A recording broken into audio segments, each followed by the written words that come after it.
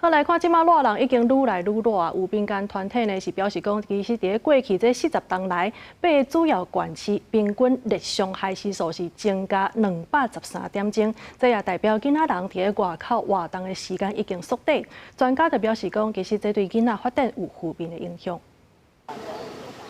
热人去户外游戏场所，较细粒子的囡仔感受到的烧气是搁较明显。民间团体去年5月伫新北新庄公园无共铺面测试。结果发现日间草坡有到64度，无芳的铺面甲山坑嘛超过50度。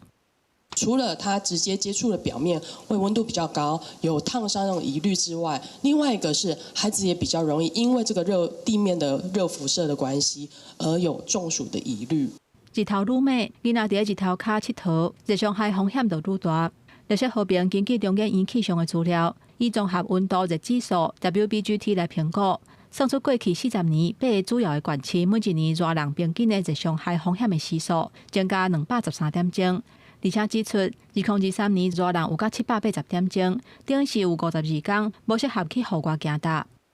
这样的高温对孩子来讲，其实是一个非常非常严重的一个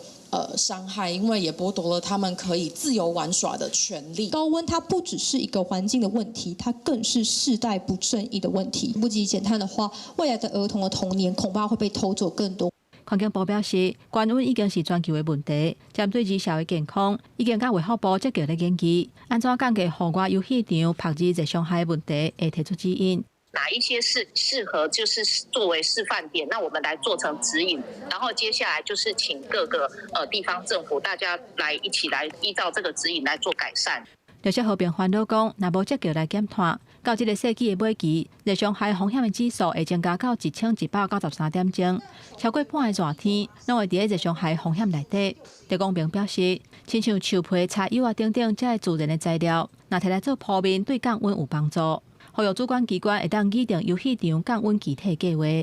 记者综合报道。